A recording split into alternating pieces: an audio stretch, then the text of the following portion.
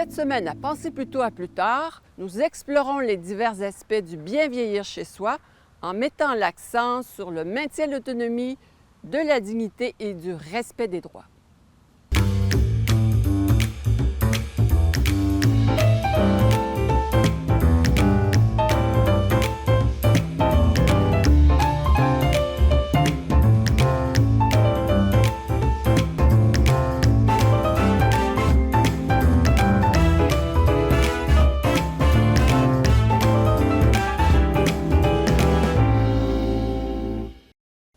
Bienvenue à la deuxième émission Pensez plutôt à plus tard. Bonjour Isabelle. Bonjour Marie.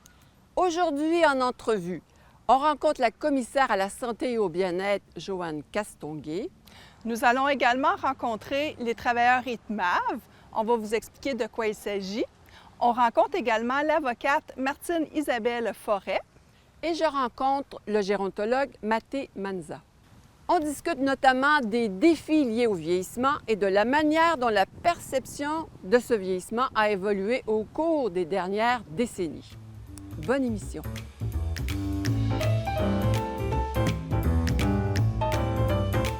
La majorité des personnes âgées veulent vieillir chez elles. C'est un fait. Et notre invitée, la commissaire Joanne Castonguay, a rédigé un rapport qui promeut le bien vieillir chez soi et propose des façons innovantes de le mettre en œuvre.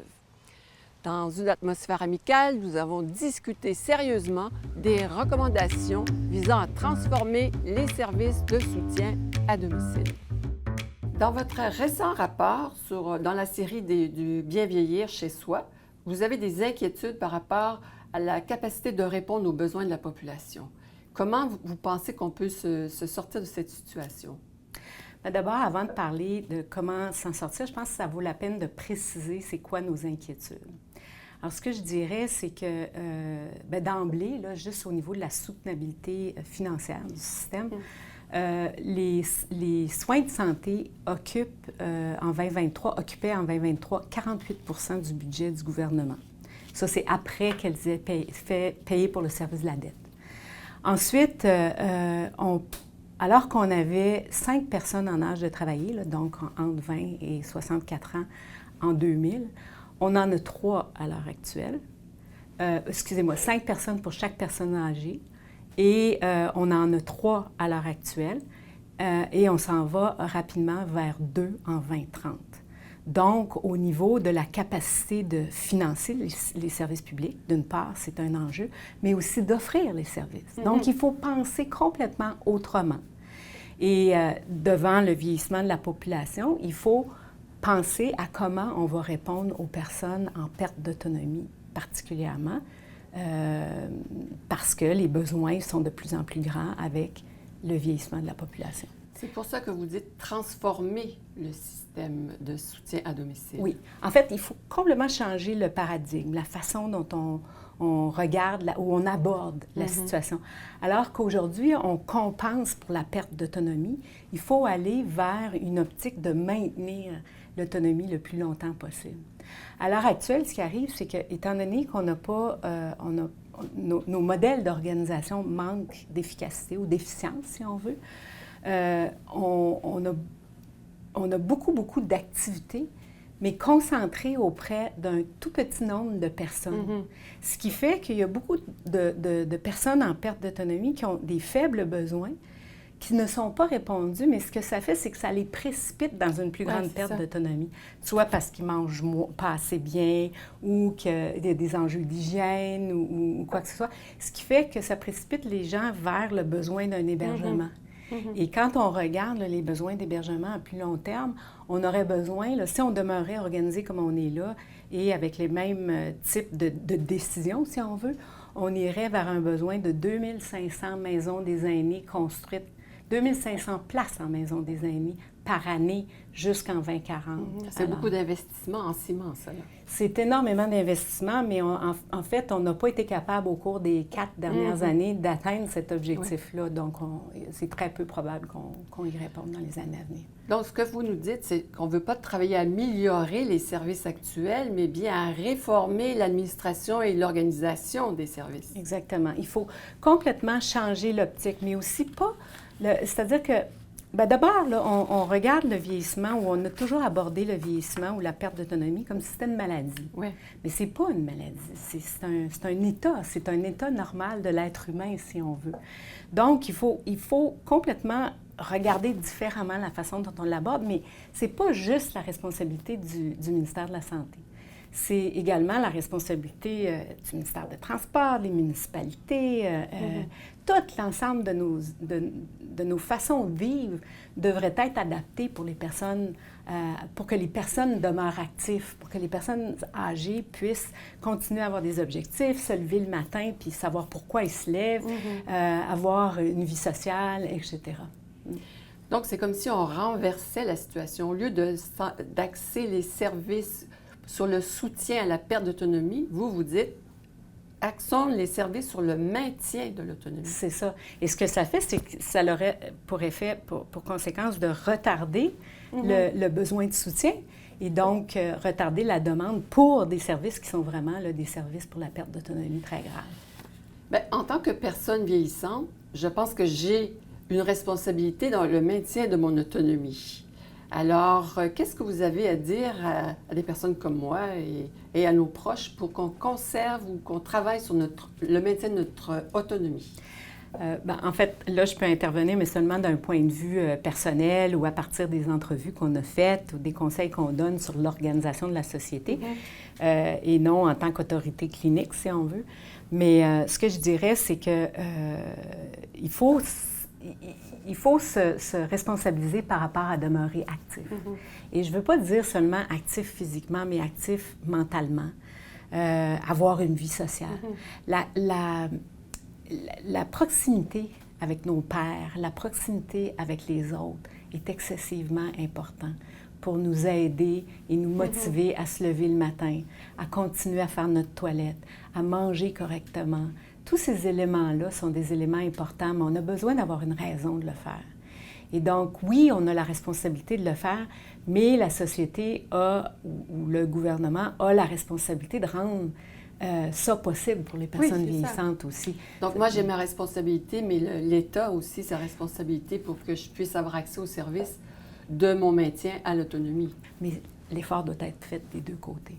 Individuel et collectif. Exactement. Bien, merci. Ça me fait plaisir. Pour le bien vieillir, je pense que c'est important de rester actif,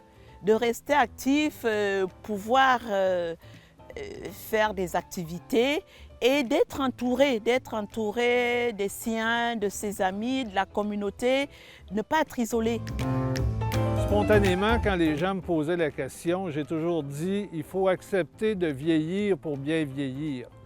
Mais maintenant que c'est pensé plus tôt à plus tard, j'ai approfondi cette réflexion et je vous avouerai que je n'ai pas vraiment trouvé la réponse idéale. Ça reste toujours que si je veux bien vieillir, il faut que j'accepte de vieillir. Je crois que c'est d'être bien entouré de sa famille, ses proches, d'être dans un environnement sain où elle peut compter sur ces personnes-là. Isabelle, pour nous, tu es allée rencontrer des intervenants ITMAV. Mais c'est quoi ça, des intervenants ITMAV? Oui, en effet, les intervenants de l'ITMAV nous expliquent de quoi il s'agit, mais surtout du travail de proximité auprès des personnes âgées isolées. Ces intervenants sont proches des personnes aînées et ils savent accompagner et les soutenir, entre autres lorsqu'ils rencontrent des difficultés d'accès à des services de santé et du soutien à domicile. Ils jouent un rôle central pour orienter vers les ressources locales et ils vont aussi nous partager leurs belles réussites. Bonjour Roxane. Bonjour! C'est nouveau de parler de travailleurs de milieu auprès des aînés. C'est pas tout à fait nouveau. Donc, depuis 2015, en fait, le secrétariat aux aînés finance des organismes communautaires pour justement octroyer le poste de travailleur de milieu justement auprès des personnes aînées. Actuellement, il y a 191 travailleurs de milieu à travers le Québec dans toutes les régions administratives. Puis, ils continuent aussi de subventionner des nouveaux postes de travailleurs de milieu actuellement. Dans le fond, le travailleur de milieu, c'est C'est une personne qui se déplace à domicile à la rencontre des aînés. Bien, je dis à domicile, mais ça peut être dans plusieurs milieux de vie, hein, CHSLD, domicile, maison, appartement, pour aller à la rencontre de la personne aînée. Dans le fond, c'est pour briser l'isolement, de la personne, parce que souvent, on est peut-être la seule visite que là dans la semaine ou dans le mois. 2, bien, c'est pour faire de l'écoute active, parce que parfois, la personne aînée vit des choses, mais elle ne désire pas d'en parler à sa famille, ses enfants, ses amis, ses voisins. Donc, travailleur de milieu, c'est comme une oreille qui est neutre. Donc, elle se sent plus à la confidence, elle se porte plus à ça souvent. Et troisièmement, bien, c'est pour connecter l'aîné avec les différents organismes ou services qui l'entourent dans sa communauté là, qu'elle habite. OK. Et comment faites-vous pour détecter des personnes aînées qui peuvent être vulnérables ou à risque de vulnérabilité? Bien, je dirais que ça dépend peut-être du travailleur de milieu. Moi, c'est beaucoup dans les organismes que je fréquente où il y a beaucoup d'aînés, que ce soit des organismes qui les aident ou des organismes qui sont au niveau des loisirs que les aînés fréquentent. Donc, le fait que le travailleur de milieu soit présent sur place, ils le connaissent, ils le voient, il y a un lien de confiance qui se crée, un contact. Donc, on est en mesure à ce moment-là là, de détecter si des personnes aînées vivent des difficultés, des problématiques. Là. Je dirais que le numéro 1, c'est beaucoup dans la participation sociale. Donc, comme on dit, d'où le travailleur de milieu, c'est beaucoup d'être sur le terrain. Donc, ça passe autant par des activités dans les organismes. On a aussi un projet, là, un banc pour les aînés. Donc, on se promène dans les parcs de la ville de Sherbrooke, justement, pour être là, pour se faire connaître puis créer des liens. Donc, éventuellement, si la personne vit quelque chose, bien, au moins, elle a un contact avec nous. Ça passe beaucoup aussi par la concertation, je dirais. Donc, on fait partie là, d'une table, un regroupement de plein d'organismes. Donc, entre nous, en créant des partenariats, souvent, bien, ça aide si, par exemple, un membre de tel organisme qui vit quelque chose, bien, on se fait contacter de dire qu'est-ce qu'on fait avec telle situation. Vous jouez vraiment un rôle pivot vers les ressources du milieu. Est-ce que, selon vos pratiques, les ressources sont suffisantes?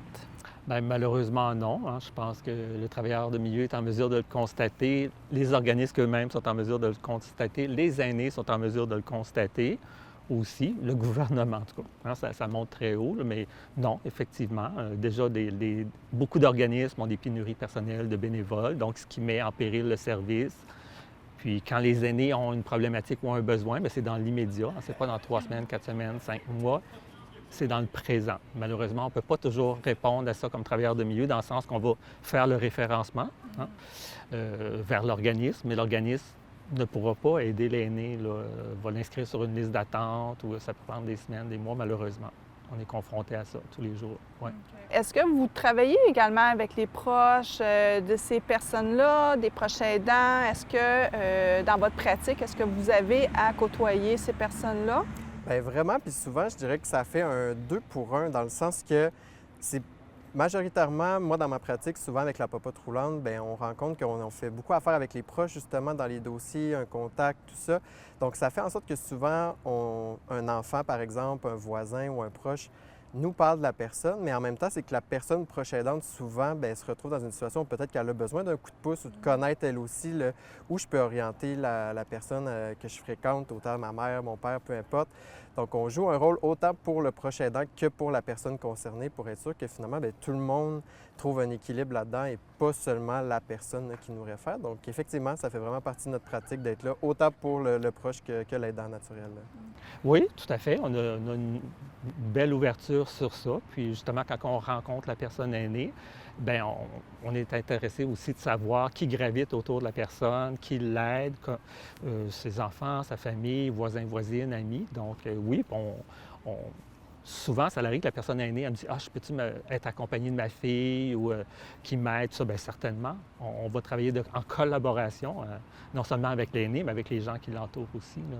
C'est important, son réseau. Est-ce que dans votre pratique, vous sentez qu'il y a un manque de ressources ou qu'il peut y avoir de la difficulté d'accès, par exemple, à des services de santé, des services de soutien à domicile? Bien, c'est certain qu'au niveau des ressources, on remarque qu'il y a quand même beaucoup de ressources dans la ville de Sherbrooke pour répondre aux besoins des aînés. Sauf que l'enjeu, effectivement, c'est la liste d'attente parce que souvent, les organismes communautaires ne sont pas suffisamment financés pour répondre aux besoins actuels des personnes aînées. Donc, c'est vraiment un enjeu de financement, un enjeu d'accès, donc les listes d'attente. Puis pour le soutien à domicile puis les services du réseau de la santé, évidemment, c'est la même chose. Donc, oui, effectivement, on remarque qu'il y a des très longues listes d'attente pour avoir accès aux services. Isabelle, nous sommes allés rencontrer une avocate en droit des aînés qui avait bien des choses à nous dire. En effet, les personnes âgées et leurs proches peuvent être confrontées à des défis en matière de droits et de protection. Madame Forêt nous parle entre autres de l'importance d'intervenir pour la défense, mais aussi la protection des droits des aînés et leurs proches. Et dans la même veine, elle touche au vivre dans la dignité. D'expérience, elle nous transmet des informations pratiques pour mieux se préparer aux rencontres avec les professionnels de la santé. Nous sommes dans un lieu magnifique, le vieux presbytère à Saint-Bruno de Montarville. Merci, Madame Forêt, de nous recevoir. Madame Forêt, vous êtes avocate en droit des aînés et des proches aidants. Qu'est-ce que ça signifie pour vous? Bien, ça signifie, je dirais, depuis 40 ans. Pour moi, mon rôle essentiellement est celui de défendre et de protéger et de faire valoir les droits et les intérêts des personnes qu'on dit âgées, aînées, ainsi que des personnes proches aidantes. Elles sont, comme je l'ai déjà dit, des soignantes bénévoles de carrière. Oui, oui. Quels sont les enjeux au niveau des droits que les personnes âgées, les proches aidants peuvent vivre dans le réseau de la santé? Quand on parle d'enjeux, on pourrait aussi parler d'obstacles. Oui. Le pouvoir d'agir étant celui, par exemple, de revendiquer ses droits. Et pour les revendiquer, d'une part, il faut les connaître. Or, cette information-là ne circule pas facilement. Pour les revendiquer également, il faut avoir une posture que plusieurs aînés que j'ai pu observer pour ma part à travers le monde n'ont pas ou, je dirais, elles ont très, très peur des représailles, premièrement, qu'elles soient déjà placées, disons, ou encore à domicile. À domicile, elles peuvent également avoir peur des représailles provenant de leur milieu familial, puisqu'elles peuvent être victimes de maltraitance et du réseau, je dirais, organisationnel, parce que la maltraitance organisationnelle, ça existe. C'est d'assurer la dignité humaine dans des conditions de vulnérabilité qui ne sont pas nécessairement permanentes, hein, mais toute situation de vulnérabilité, on peut connaître... Ça peut être une perte d'autonomie qui peut être temporaire, mais qui peut être permanente ou qui peut être graduelle, effectivement. Oui, oui, oui. Et il y en a de plus en plus, hein? Oui. Quand vous parlez justement du pouvoir d'agir, qu'est-ce que ça pourrait signifier pour une personne aînée ou d'un proche aidant quand on parle de pouvoir d'agir? Les renforcer. Le pouvoir d'agir, c'est d'être renforcé au niveau de ce qu'elles peuvent retirer de l'entretien qu'elles auront avec leur médecin, qu'elles ou elles auront avec leur médecin. Mais je pensais, par exemple, à comment se préparer à cet entretien et là, de prendre du pouvoir sur sa santé. Donc, on se prépare avant une rencontre avec un professionnel de la santé. Oui. Alors, je ne sais pas si je peux vous donner le site ou enfin, vous le donnerez. Oui. C'est très, très, très bien fait. Alors, c'est l'approche pivot. Donc, avant l'entretien, c'est préparez-vous. Mais préparez-vous, ça veut dire quels sont mes symptômes, est-ce qu'il y a des nouveaux symptômes, le suivi, est-ce qu'il y a eu des événements récemment ou à venir qui sont susceptibles de me causer du stress, positif ou négatif. Donc, préparez-vous, mais par écrit. Comme ça, j'arrive là, puis si je suis... Tout à coup, je vois qu'il ne s'intéresse pas à moi, ou regarde ailleurs, puis j'ai l'impression qu'il ne m'écoute pas, alors que peut-être qu'il nous écoute, et c'est sa façon. Ou qu'on oublie une question. Voilà. Pivot P, informez-vous de ce qui concerne votre maladie, mais pas n'importe où, encore une fois, c'est délicat. Donc, vérifiez, valider auprès du professionnel, est-ce qu'il a bien entendu ma question, et m'assurer qu'il a répondu à celle que je me pose. Parce qu'en plus, les entretiens durent en moyenne 15 minutes. Hein? Il faut savoir qu'en faisant cela, on fait aussi un cadeau aux médecins. C'est ce qu'ils disent, c'est-à-dire que leurs entretiens sont plus efficaces. Et je l'aime beaucoup, celle-là, c'est oser parler, oser dire, oser vous confier. Il y a des choses qu'on est gêné de dire pour toutes sortes de raisons, qui sont bonnes, qui sont mauvaises. Le médecin n'est pas nécessairement notre confident, surtout lorsqu'il s'agit d'un médecin spécialiste. Et sur le site, vous avez tout. Vous répondez à tout, puis vous avez votre kit entretien préparé à la fin. Et je voudrais ajouter une chose, si vous le permettez, c'est extrêmement important. C'est un changement de culture dans la relation avec un médecin ou avec les professionnels, c'est le partenariat de soins. OK. Donc, vous êtes égaux, lui ou elle ayant des savoirs scientifiques, techniques, cliniques que nous n'avons pas en principe, et nous avons des savoirs expérientiels, la connaissance de notre maladie qu'il n'a pas. Hein? Oui.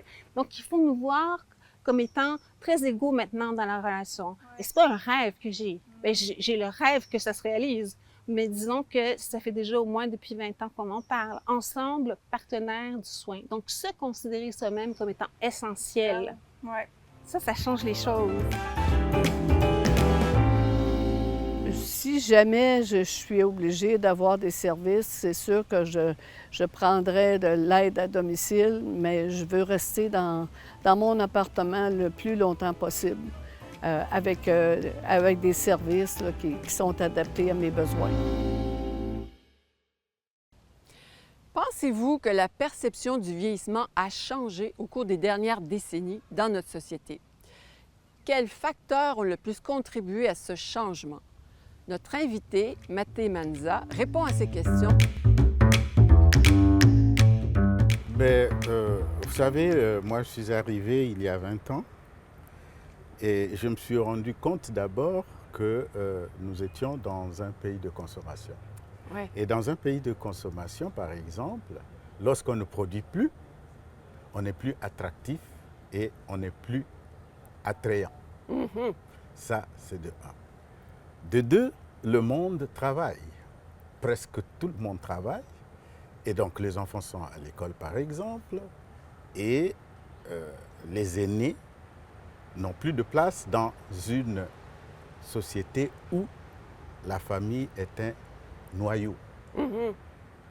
Alors, tout ça, ça change un peu la perception qu'on avait du vieillissement.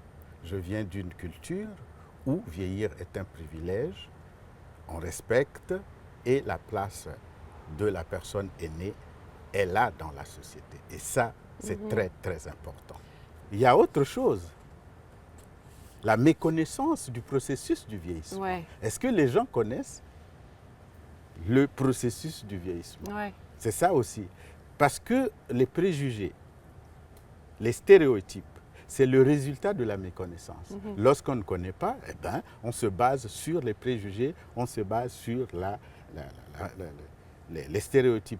Et à ce moment-là, quels sont les principaux défis pour les personnes aînées et pour les personnes immigrantes pour prendre leur place et faire changer cette personne? Ça, c'est une excellente question parce que vous avez utilisé la place. Ouais. Effectivement, c'est ça. Les grands défis aujourd'hui, c'est quoi? Qu'il s'agisse des personnes aînées, la population est vieillissante, Mm-hmm. mais pas que. Elle est aussi diversifiée. Ouais. Donc les immigrants y compris. Le grand défi, c'est vraiment cette place-là. Il faut bien réserver cette place pour que les aînés puissent garantir leur participation sociale. Mm-hmm. Et ça, c'est très, très important. J'insiste sur le processus, la connaissance du processus de vieillissement. Il faut informer, il faut éduquer, il faut communiquer avec ce que moi j'appelle dans la formation les 3 volets. Le savoir, c'est bien. Le savoir-faire, c'est bien. Mais attention, il y a aussi le savoir-être face à l'aîné. En fait, souvent, on voit les aînés comme un bloc monolithique. Tout le monde est pareil. Oui, c'est une grande erreur. Ouais. Et c'est pour ça que je disais la méconnaissance du processus. Le vieillissement est un processus qui est irréversible, qui est inévitable, mais pluriel, différencié, diversifié. On ne vieillit pas de la même manière. C'est pour cela que dans les aspects du vieillissement, moi j'ajouterais l'aspect culturel. Donc il y a tous les aspects biopsychosociaux, c'est vrai, mais il y a aussi l'aspect culturel parce qu'on ne vieillit pas de la même manière. Un Asiatique ne vieillit pas de la même manière, par exemple, qu'un Américain ou un Québécois. Isabelle, on a fait de très belles rencontres. Effectivement. Ces rencontres-là nous ont rappelé l'importance d'une approche globale et respectueuse des aînés. Les invités nous ont sensibilisés, informés, puis on a vu les défis à défendre les droits qui sont nécessaires aujourd'hui à cause de la perception par rapport au vieillissement des personnes. Alors, toi, Isabelle, est-ce que tu vois des choses à ajouter à ce qui s'est dit lors de cette émission? Bien que le vieillissement de la population soit un problème qui est reconnu depuis longtemps par les gouvernements, la volonté politique nécessaire fait défaut. Les aînés actuels et futurs expriment clairement leur souhait de rester chez eux le plus longtemps possible. Malheureusement, de nombreux aînés se voient contraints de déménager dans des résidences privées pour aînés, les RPA, non pas par choix, mais par nécessité d'accéder à des services qui sont souvent très onéreux. Nous devons donc exiger une transformation profonde des services de santé sociaux afin de favoriser l'autonomie des personnes âgées, et non seulement pour celles en perte d'autonomie, mais pour toutes. Il est essentiel de mettre en place des services qui sont adaptés aux besoins, mais surtout accessibles financièrement. Nous suivrons de près la mise en œuvre du nouveau plan d'action gouvernemental « La fierté de vieillir 2024-2029 ». On souhaite tous l'accès aux services de santé et aux services sociaux, même pour les proches aidants. Évidemment, l'accès aux soins de première ligne est toujours problématique. Il y a entre autres de longues listes d'attente pour avoir accès à un médecin de famille, à du soutien à domicile ou encore à une chirurgie.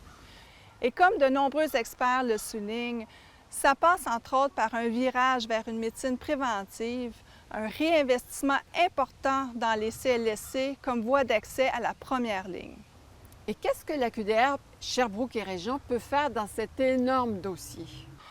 La QDR Sherbrooke et Région revendique l'amélioration des conditions de vie des personnes pré-retraitées, retraitées et aînées en Estrie. Et on y travaille ardemment. Bien, merci Isabelle. Merci à toi Marie et merci à tous nos invités. Et toute l'équipe de Pensez Plus tôt vous dit à plus tard.